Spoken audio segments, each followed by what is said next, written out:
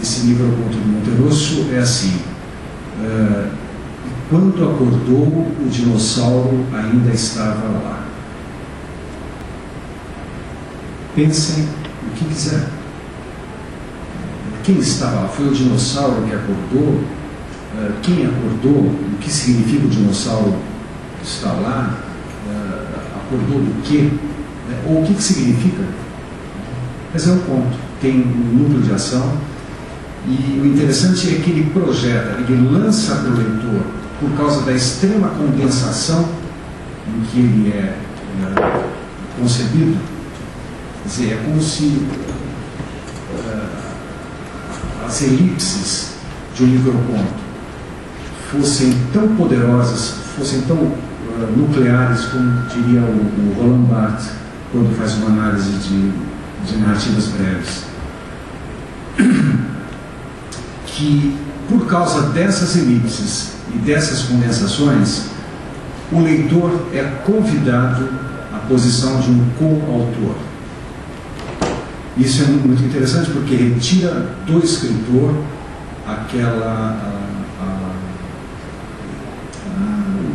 o papel de dono absoluto do quebra-cabeças, que é você fica muito mais para o enigma, né? Porque o quebra-cabeça sempre tem uma peça que, se colocada, fecha. O enigma não. O enigma cabe a cada um decifrar segundo as suas referências, segundo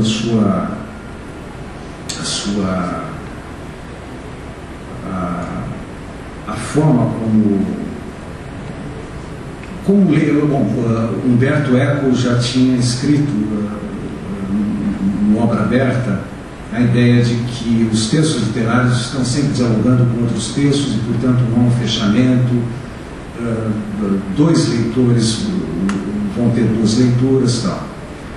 Fora Mundo, eu vou puxar um pouquinho, porque numa outra ocasião o Fábio Fernandes, que é um dos escritores aqui da Neuromance, falou: bom, já que você é psicanalista e está entre nós aqui, você podia trazer um pouquinho dos aportes da sua área de conhecimento, e tudo que eu estava querendo era não entrar na psicanálise. Mas quando eu vi esse Fora Mundo aqui, foi muito difícil não pensar numa palavra que foi cunhada por Freud ao tratar das psicoses, e que depois Lacan vai retomar. Jacques Lacan é um psicanalista francês que relê a obra do Freud no sentido de voltar à originalidade, aquilo que ela tem de explosivo, aquilo que ela tem de ruptura, epistemológica, com a própria história do saber. E num determinado momento ele usa a palavra que para o português não é impossível de ser traduzida, porque é a experiência de alguma coisa que não está incluída e também não está excluída. Ela estaria fora incluída. Então, seria a aproximação mais ou menos traumática dessa palavra que o Freud foi buscar para aquilo que marca a experiência do psicótico, do delirante.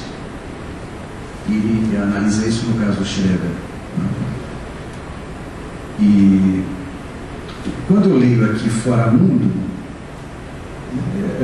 eu tenho a impressão que são bandoleiros, são pessoas que dão uma certa cobertura aqui para Mara Nunes, né? Que pode ser um grupo guerrilheiro, uma estruturação, uma logística de guerrilha, mas me dá a impressão também de que eles não estão excluídos, que há uma forma de pertinência. Essa é uma das coisas que tornam, por exemplo, um conto de ficção científica, que é o Rosas Brancas, escrito pelo Roberto Caruso, muito próximo de um outro gênero, ou subgênero, se a gente for pensar no conto, né, o microconto como subgênero, que são as micronarrativas. que por causa da sua condensação e das suas elipses, do tanto que esconde do leitor, acaba fazendo explodir no leitor uma gama, uma quantidade imensa de interpretações possíveis ou plausíveis ou não, né? Você concorda com esse tipo de... Você comentário? Também, se não concordasse, a leitura é inteiramente minha, eu seria incoerente se pegasse por ele. Bom, bom, ele tem coisa aqui. Existe um encriptador quântico que havia sido, que tinha uma senha do encriptador quântico, a Mara Nunes. Esse encriptador quântico está no console do carro do ex-marido, né? E ela precisava decodificar umas fitas que ela tinha.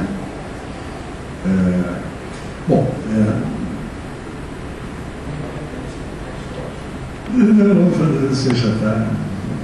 Se todos comprarem aqui, fazendo as contas, vai ser um prejuízo danado. Mas é engraçado que aqui eles são ajudados por Tera e Tiago,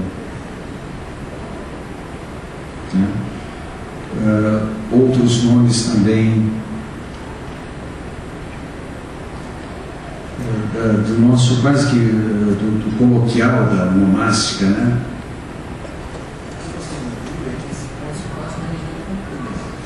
É isso que me assustou, porque eu estou lendo um conto de ficção científica, né? Eu já me despluguei de todas as formas possíveis de inserção no mundo.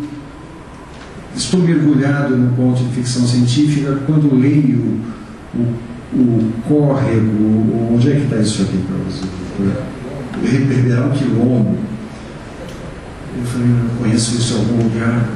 Isso me derruba da irrealidade, me instaura de novo na realidade, mas é uma realidade transformada.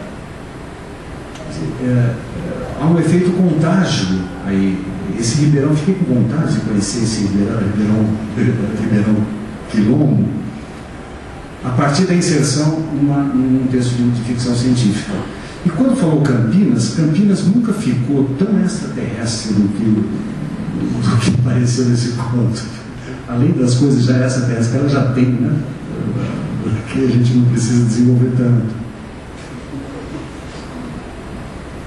Basta passear por aí, basta ver que o símbolo dela é um fênix, que ressurgiu das cinzas e tudo mais. Bom, eu não vou contar o conto, né?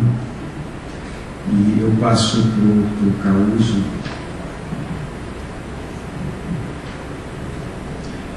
Quer dizer, você estava falando dos nomes, da criação dos nomes, né? E no caso é que, como os textos têm um tamanho máximo, eu tive que escolher nomes curtos. Né? Não há nada de extremamente complicado nisso.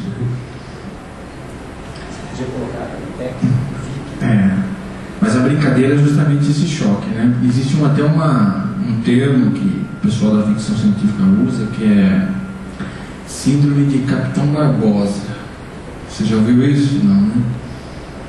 Que é o seguinte: você imagina uma abertura de um romance, digamos, né? Que o narrador está descrevendo, né, a sala de comando da nave espacial, etc., né? E o que é visto pelas telas, todo aquele aparato. E isso cria uma certa expectativa de quando você diz, né? E o Capitão Barbosa observava tudo isso, essa expectativa despenca, né? Por quê? Porque o leitor imagina que esse mundo super tecnológico é um mundo de americanos, ingleses, russos no máximo, né? Que isso não combina com o Brasil. Então, digamos, é um efeito que derruba essa expectativa, né?